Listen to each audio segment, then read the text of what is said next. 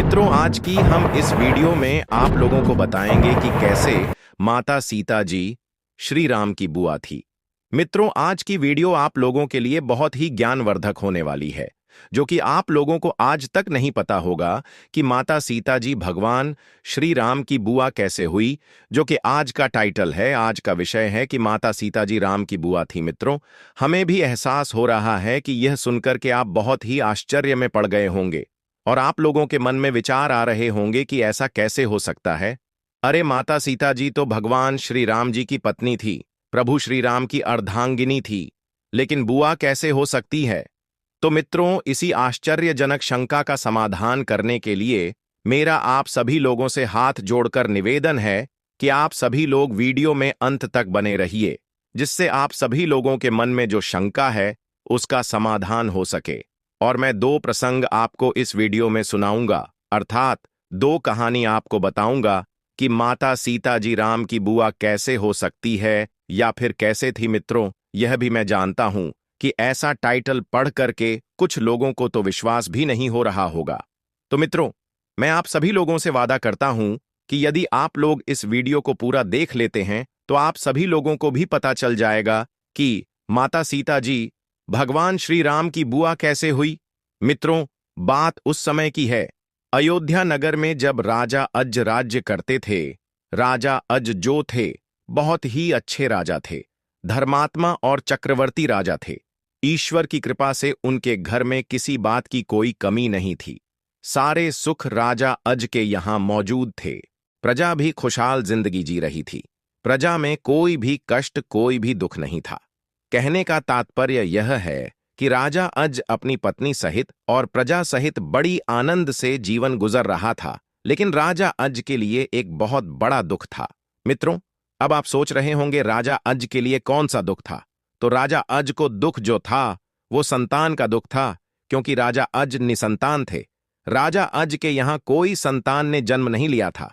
राजा अज की जो पत्नी थी यानी रानियां, वो भी बहुत दुखी रहती थीं, क्योंकि वो समाज में अगर निकल करके जाती तो समाज की तरफ से उनको ताने सुनने पड़ते थे, और वो ताने बहुत ही अपमान भरे होते थे। जैसे कोई तो यह कहता रानियों से कि अरे, इनके सुबह ही सुबह दर्शन हो गए, यह तो बांझ है, आज इनके दर्शन हो गए तो हमारा कोई काम नहीं बनेगा, हमारा दिन पूरा खराब निकल जाएगा। और यही अपमान राजा अज को सुनना पड़ता था। राजा अज जब भी प्रजा में घूमने के लिए जाते, या जब भी बाहर भ्रमण करने के लिए जाते, या जब जंगल में शिकार खेलने के लिए जाते, तो उनको जो कोई भी रास्ते में मिलता था, सामने तो राजा को प्रणाम करता था। उसके बाद पीछे सभी लोग यही कहते थे कि अज नीर संतान है, अरे इसके दर्शन हो गए तो मेरा पूरा दिन खराब हो जाएगा, मेरा कोई काम बनने वाला नहीं है। इस तरह से राजा अज को और उनकी पत्नी को बड़ा दुख रहता था। मित्रों, कहते हैं ना कि भगवान बहुत कुछ दे देता है, धन दे देता है, दौलत दे देता, नौकर चाकर दे देता है, गाड़ी बंगला दे देता है, लेकिन हर इंसान किसी ना किसी बात से दुखी रहता ही है। आपने देखा होगा, कहीं कहीं ऐसे ऐसे घर हैं, ऐसे ऐसे परिवार हैं, ऐसे ऐसे लोग हैं जिनके घर में धन की कोई कमी नहीं है, दौलत के भंडार भरे हुए हैं। उन लोगों को यही नहीं पता है कि हमारे पास कितना पैसा है, कितनी दौलत है, हम कहां इस दौलत को छिपाए, क्या इस दौलत का करें, कैसे खर्च करें, यही पता नहीं। लेकिन उस दौलत को खर्च करने वाला कोई वारिस नहीं है, कोई संतान नहीं है, कोई पुत्र नहीं है, ना कोई बेटी है जो उस दौलत को खर्च करे और उसके आगे चल कर के इसका हकदार कौन बने। लेकिन जहां रोटी खाने के लिए भी लाले पड़े हुए हैं, पहनने के लिए कपड़े भी नहीं हैं, और वहां बच्चों का इलाज भी सही ढंग से नहीं हो पाते हैं, वहां पर बच्चे भरे पड़े हैं, उसके घर में बच्चों की किलकारियां गूंज रही हैं। मित्रों, इससे यह साबित होता है कि उस ईश्वर की कैसी लीला है, कैसे उसके कारनामे हैं, जिसको कोई जान नहीं सकता, जिसका कोई वर्णन नहीं कर सकता कि ईश्वर क्या करता है, क्या नहीं करता है। यह भला कौन जान सकता है? जिस घर में अपार धन भरा हो, उसमें कोई उसको अच्छे से इस्तेमाल करने वाला नहीं है। और जहां धन की जरूरत है, मां धन नहीं तो कैसी है दुनिया और कैसी बनाई। ईश्वर ने यह प्रकृति की सुख तो दिया, लेकिन सर्व सुख नहीं दिया। तो मित्रों, राजा अज जो थे वो निसंतान थे, और इसी बात को लेकर वे पति पत्नी बहुत दुखी रहते थे। एक समय की बात है, राजा अज जो थे वो तालाब के किनारे घूमने के लिए गए। जब अपने बगीचे में और तालाब के किनारे पहुंचे हैं तो इन्होंने तालाब में एक बहुत सुंदर कमल का पुष्प देखा जो जल में तैर रहा था। उस कमल के पुष्प को देख करके राजा उस पर मोहित हो गए। राजा देख करके सोचने लगे, ऐसा सुंदर कमल का फूल तो हमने कहीं नहीं देखा। कितना सुंदर यह कमल का पुष्प है और हमें इसको प्राप्त करना चाहिए। फिर राजा उस सुंदर से कमल के पुष्प को प्राप्त करने के लिए उस तालाब में कूद जाते हैं और उसको प्राप्त करने हेतु हाथ बढ़ाते हैं। वैसे ही वह कमल का पुष्प आगे की ओर बढ़ जाता है। जितना ही राजा अज उस तालाब के अंदर प्रवेश करते हैं, घुसते जाते हैं जल के अंदर और उस पुष्प को पकड़ने के लिए हाथ बढ़ाते हैं, उतना वो उतावले होते जाते हैं कि ये जल्दी से जल्दी कमल का पुष्प मेरे हाथ में आ जाए। कितना सुंदर यह कमल का फूल है और इसको मैं बिना प्राप्त करे नहीं जाऊंगा। जैसे वो आगे और हाथ बढ़ाते हैं और वैसे ही वैसे वो कमल का पुष्प आगे बढ़ता जाता है। राजा अज के हाथ में आता ही नहीं है। राजा अज को ऐसा करते करते बहुत देर हो जाती है। फिर राजा अज बहुत परेशान भी हो जाता है। जब बहुत देर हो गई तो आकाशवाणी हुई कि राजा अज इस कमल के पुष्प को प्राप्त करने के लिए आप इतना परेशान मत होइए, इतने उतावले मत होइए। यह कमल का पुष्प आपको प्राप्त नहीं हो सकता, आप इसे नहीं पा सकते, क्योंकि यह निसंतान लोगों को पुष्प जो है वह प्राप्त नहीं हो सकता। जो निर्वंशियां होंगे, जिसके कोई संतान नहीं होगी, वह इस कमल के पुष्प को प्राप्त नहीं कर सकते। इसलिए हे राजा, आज इस फूल को प्राप्त करने के लिए जो आप कोशिश कर रहे हैं, बार बार प्रयास कर रहे हैं और हर प्रयास में विफल हो रहे हैं, तो ऐसे ही आप विफल होते जाएंगे मित्रों। यह सुनक के राजा आज को बहुत दुख हुआ, क्योंकि वो निसंतान थे, इसीलिए बहुत दुख हुआ। दुखी होकर के राजा आज जो थे वो अपने राज्य महल में चले आते हैं। दुखी होकर के अपने सायन कक्ष में बैठ गए। पत्नी आई और पूछा कि इस तरह से आप क्यों दुखी हैं। तो राजा अज ने सारी बात बताई कि मैंने जो बगीचे में तालाब है उसमें एक बहुत सुंदर कमल का पुष्प देखा, जिस पर मोहित हो गया। उसे प्राप्त करने के लिए मैं तालाब में कूद गया। मैंने बहुत प्रयास किया उसे प्राप्त करने के लिए, लेकिन आकाश से एक आकाशवाणी ने इस तरह से कह दिया कि निसंतान लोगों को यह पुष्प प्राप्त नहीं हो सकता, इसलिए मैं दुखी हूं। तो मित्रों, उसके बाद में भगवान शिव जो थे यह सारा दृश्य कैलाश पर्वत पर बैठे बैठे देख रहे थे, क्योंकि राजा अज जो थे भगवान शिव के बहुत बड़े परम भक्त थे। वो भगवान शिव की भक्ति में लीन हो गए, उनकी पूजा में, उनकी तपस्या में बैठ गए, क्योंकि उनका बहुत बड़ा अपमान आकाशवाणी के माध्यम से हुआ, जो उन्हें बहुत दुख हुआ। इधर भगवान शिव ने देखा कि हमारा परम भक्त जो राजा अज है बड़ा दुखी है, परेशान है, तो उन्होंने धर्मराज को बुलाया और धर्मराज से कहा कि आप जो है राजा अज के यहां जाओ और उनके किसी ना किसी तरह से दुख को दूर करो, क्योंकि आपके ही माध्यम से राजा अज का दुख दूर हो सकता है। जो वो संतान की वजह से दुखी है, आपके ही माध्यम से उन्हें सुख मिल सकता है। भगवान शिव के आदेश अनुसार धर्मराज जो थे अपनी पत्नी को लेकर के वहां से चल देते हैं अयोध्या नगरी की तरफ, और सरयू नदी के किनारे पर आए एक ब्राह्मण और ब्राह्मणी का भेष बना लिया और कुटिया बना करके सरयू नदी के किनारे पर रहने लगते हैं। एक दिन की बात है, धर्मराज अपनी पत्नी को लेकर के ब्राह्मण और ब्राह्मणी के भेष में राजा अज के दरबार में जाते हैं। राजा अज ने धर्मराज को देखा जो ब्राह्मण के भेष में थे। उन्होंने यह नहीं पहचान पाया कि यह धर्मराज है, वो केवल ब्राह्मण ही समझते थे। जब देखा तो उन्होंने कहा कि आइए ब्राह्मण देव, आप जैसे ब्राह्मण को देख करके मुझे ऐसा लगता है कि आप द्वार द्वार पर भटकने वाले नहीं हैं, ना किसी के घर पर जाने वाले हैं।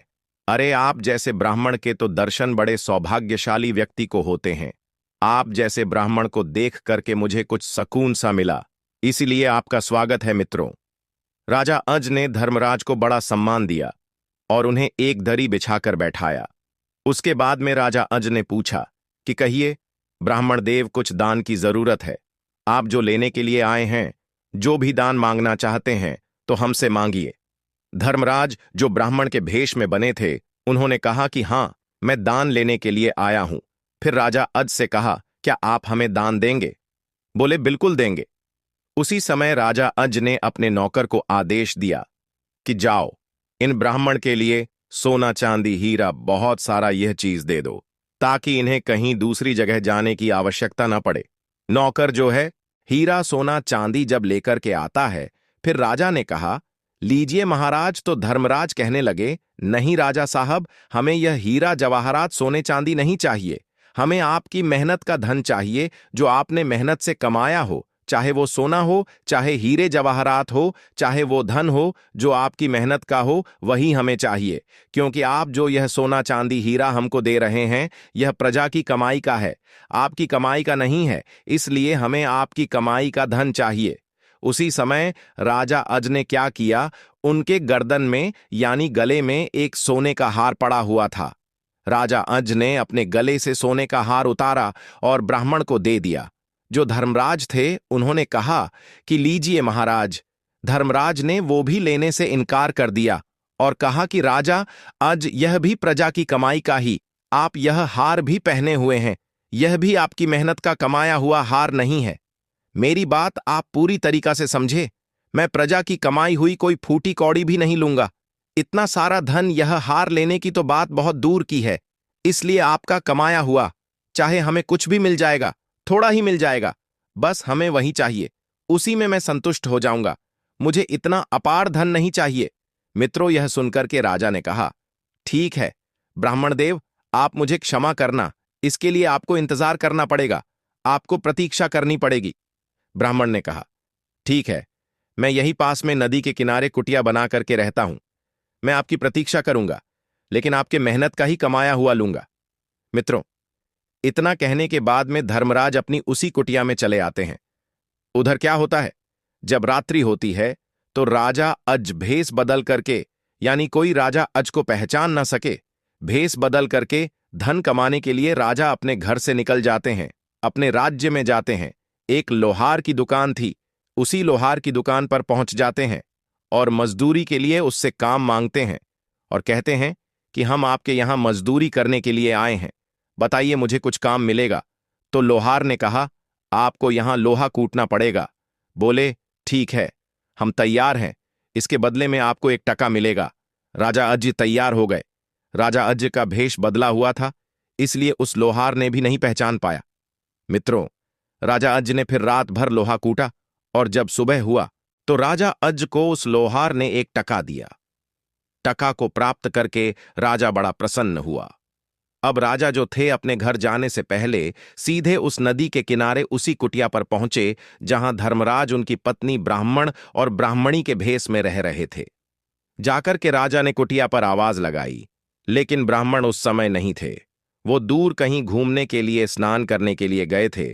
केवल ब्राह्मणी जो थी वो अंदर बैठी हुई थी। जब आवाज लगाई कि घर पर कोई है तो ब्राह्मणी निकल करके बाहर आई। राजा अज ने कहा कि ब्राह्मण देव कहाँ है? तो ब्राह्मणी ने जवाब दिया, महाराज वो तो कहीं घूमने के लिए निकल गए हैं। तो राजा अज ने कहा कि ठीक है, यह टका जो है हम उनको दान करने के लिए आए हैं और यह टका मैं दान करके जा रहा हूं, ये रख लीजिए और जब ब्राह्मण आए तो उन्हें बता देना कि यहां के राजा अज जो है उनके लिए टका दे करके गए हैं। मित्रों, टका देने के बाद राजा अज जो थे अपने घर चले आए। इधर कुछ समय के बाद में धर्मराज जब लौट करके आए तो जो उनकी पत्नी यानी ब्राह्मणी के भेष में थी, उन्होंने टका निकाल करके धर्मराज को दे दिया और कहा कि यहां के राजा अज दे करके गए हैं और उन्होंने बताया है कि ये हमारी मेहनत का है, ये प्रजा का कमाया हुआ टका नहीं है, ये हमारी स्वयं की मेहनत का टका है। मित्रों, जब धर्मराज ने वो टका हाथ में लिया तो पता नहीं धर्मराज को क्यों क्रोध आया। उन्होंने वो टका जो था सरयू नदी के किनारे फेंका और जैसे ही वो टका फेंका तो वहां पर एक गड्ढा हो गया। उसको देख करके धर्मराज आश्चर्य में पड़ गए। फिर उस गड्ढे को खोदा तो उसमें एक सोने का रथ निकला। सोने का रथ निकला और वो रथ जो था सीधा आसमान में उड़ गया। आसमान में उड़ने से पहले ब्राह्मण से कहकर के गया, यानी धर्मराज से कहकर के गया कि एक रथ नीचे और है, उसको भी आप खोदना, एक दूसरा रथ और निकलेगा। मित्रों, फिर धर्मराज ने उस जगह को और खोदा तो उसमें दूसरा रथ निकला, वो भी रथ, ये कह गया कि एक रथ नीचे और है और वो भी आसमान में उड़ गया। इसी तरह से तीसरा तीसरे के बाद चौथा, चौथा के बाद पांचवा, छठा, सातवां, आठवां, यानी धीरे धीरे 8 सोने के रथ निकलते गए और सीधे आसमान में उड़ते गए और यही कहते गए कि ब्राह्मण नीचे रथ और है। जब नवा रथ खोदा तो वह भी ये कह करके गया कि एक नीचे रथ और निकलने वाला है, लेकिन वो खाली रथ नहीं निकलेगा, उस पर कुछ ना कुछ अवश्य निकलेगा। मित्रों, जब 10वां रथ धर्मराज ने खोदा जो ब्राह्मण के भेष में थे, तो वह रथ खाली सोने का नहीं निकला, उसमें एक सुंदर सा बालक बैठा हुआ निकला। यह देख करके धर्मराज बड़े आश्चर्य में पड़ जाते हैं। फिर वह रथ जो था आसमान में नहीं उड़ा, वह रथ वहीं पर ठहर गया। उधर धर्मराज उनकी पत्नी ने देखा कि यहां के राजा अज के कमाए हुए टका का ही यह सब प्रभाव है और उनके टका के प्रभाव से ही यह 9 रथ निकले जो आसमान में चले गए। और यह 10वां जो रथ निकला, इस पर बालक निकला, तो यह रथ और बालक के हकदार राजा अज है, पर अधिकार पूर्ण राजा अज का है और यह रथ, यह बच्चा राजा अज के ही सुपुर्द करना चाहिए, उनको सौंपना चाहिए। ये विचार बनाने के बाद में धर्मराज अपनी पत्नी को लेकर के सीधे राजा अज के दरबार में पहुंच जाते हैं। जब धर्मराज बने ब्राह्मण ने राजा को आवाज लगाई तो राजा अपने महल से निकलकर बाहर आया। तब ब्राह्मण बने हुए धर्मराज ने कहा कि हे राजा साहब, यह रथ जो निकला है और यह बच्चा आपके टका के प्रभाव से ही निकला है, जो आप मेहनत से कमा करके मेरी पत्नी ब्राह्मणी को देकर के आए थे। मैंने वो टका लिया और नदी के किनारे फेंक दिया। फिर ब्राह्मण ने राजा अज को वो सारी बातें बता दी, सारा दृश्य समझा दिया। फिर राजा अज उस बच्चे को पा करके बड़ा प्रसन्न होते हैं। फिर वहां के ब्राह्मणों ने और विद्वानों ने और धर्मराज ने उस बच्चे का नामकरण किया, तो उस बच्चे का नाम रखा दशरथ, क्योंकि 9 रथ के बाद 10वां रथ और बालक निकला था, तो इसीलिए उस बच्चे का नाम पड़ा दशरथ। तो दशरथ जो थे इस तरह से धरती से जमीन से पैदा हुए थे। उसके बाद में धर्मराज तो वहां से चले जाते हैं क्योंकि उनका काम हो चुका था। अब राजा अज को संतान मिल चुकी थी, इसलिए धर्मराज अपनी पत्नी को लेकर के चले गए। मित्रों, अब आगे दूसरी कहानी सुनते हैं। यह कहानी उस समय की है कि जब राजा जनक के यहां सूखा पड़ गया था। सूखा क्यों पड़ा? क्योंकि बताया गया है कि एक घड़ा जो था रावण राजा जनक के राज्य में गाड़ करके चला आया। मित्रों, क्योंकि आकाशवाणी ने रावण से कहा था कि यह घड़ा तेरे घर पर रहेगा तो तेरे यहां अकाल पड़ जाएगा, तेरी प्रजा त्राहिमाम त्राहिमाम करेगी, तेरी प्रजा को बहुत दुख होगा, तुझे भी दुख होगा। इसी भय से रावण जो था उस घड़ा को लेकर के राजा जनक के राज्य में गाड़ आया था, क्योंकि उस समय राजा जनक सुख समृद्धि में आगे थे और रावण यह नहीं जानता था कि उस घड़ा में मंदोदरी का गर्भ था। यह रावण को पता नहीं था। जब रावण जो था जनक के राज्य में वो घड़ा को गाड़ करके और अपने यहां चला जाता है, धीरे धीरे समय आने के बाद में राजा जनक के यहां सूखा पड़ गया, अकाल पड़ गया। इतना अकाल पड़ गया कि जल बरसना भी बंद हो गया। अब तो प्रजा भी त्राहिमाम त्राहिमाम करने लगी। सारे नगर में कोहराम मच गया। प्रजा बहुत दुखी होने लगी। भूख से तड़प तड़प करके कुछ लोग तो मरने लगे। यह हाल देख करके राजा जनक को बड़ा दुख हुआ। राजा जनक ने अपने ब्राह्मणों को बुलाया और उनसे विचार विमर्श किया। उनसे सलाह ली कि मुझे क्या करना चाहिए, मेरे राज्य में ऐसा क्यों हुआ, सूखा क्यों पड़ा, अकाल क्यों पड़ा, मेरी प्रजा मर रही है। तब उन ब्राह्मणों ने कहा, राजा जनक, अब तुम ऐसा करो, तुम्हें हल यज्ञ करना पड़ेगा। हल से भूमि को जोताई करनी पड़ेगी और आपको यज्ञ करना पड़ेगा। राजा जनक ने कहा, क्या ऐसा करने से यह अकाल खत्म हो जाएगा और पानी बरसने लगेगा? ब्राह्मणों ने कहा, हां, अगर आप ऐसा करेंगे तो हमें विश्वास है। यह अकाल जो पड़ रहा है, प्रजा मर रही है, ये सब परेशानी दूर हो जाएगी और प्रजा में खुशहाली आ जाएगी और पानी बरसने लगेगा। मित्रों, वही हुआ।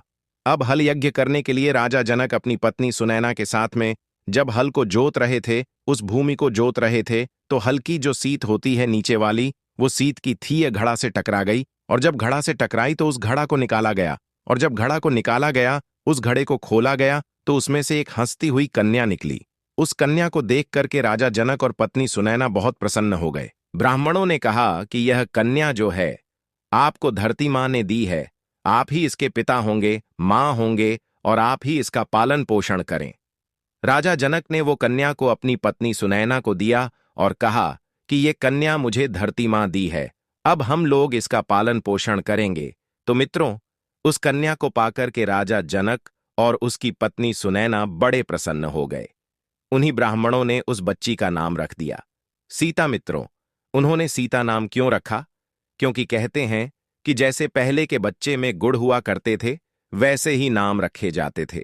और ऐसे नाम रखे जाते थे अपने बच्चे के, जैसे अगर अपने बच्चे का नाम पुकारो तो भगवान का नाम लेने में आए। और इसी तरह से सीता का नाम सीता रखा, क्योंकि हल्की जो सीट टकराई थी घड़ा से, और उसी सीट के माध्यम से उस बच्ची का नाम सीता पड़ा। दूसरा तरीका यह था नाम रखने का, क्योंकि सीता शीतल घड़ा से निकली थी और इसीलिए सीता का नाम सीता रखा गया। तो दोस्तों, उधर जो दशरथ थे वो भी धरती से पैदा हुए थे, और इधर सीता जो थी वो भी धरती से पैदा हुई थी। क्योंकि जो मैंने टाइटल में लिखा है, शुरू में कहा था कि सीताराम जी की बुआ थी, वो कैसे? तो आइए अब इस टाइटल का अर्थ बताते हैं कि सीताराम की बुआ कैसे थी। वो ऐसे थी क्योंकि उधर दशरथ जो थे वो धरती से पैदा हुए थे, यानी जो 10वां रथ निकला था धरती से, तो वो धरती से ही पैदा हुए थे। और इधर सीता जी भी धरती से ही पैदा हुई थी। तो जब दोनों लोग धरती से पैदा हुए, यानी मां दोनों की एक ही थी, क्योंकि सीता की भी मां धरती थी और राजा दशरथ की भी मां धरती ही हुई।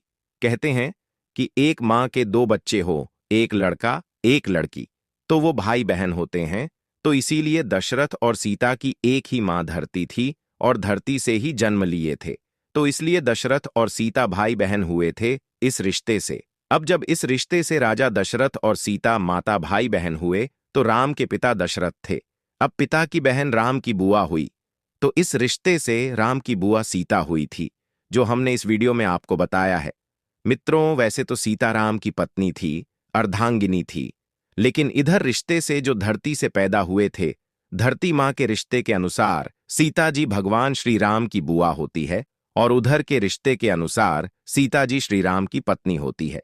तो मित्रों, यह था इस टाइटल का अर्थ। हमें विश्वास है और उम्मीद करता हूं आपसे कहीं तक इस टाइटल का अर्थ यह आपको समझ में आया होगा। अगर अच्छा लगा है तो कमेंट बॉक्स में जय श्री राम जरूर लिखना, और हो सके तो अपने मित्रों को भी शेयर करना, ताकि उन्हें भी इस तरह की जानकारी प्राप्त हो सके।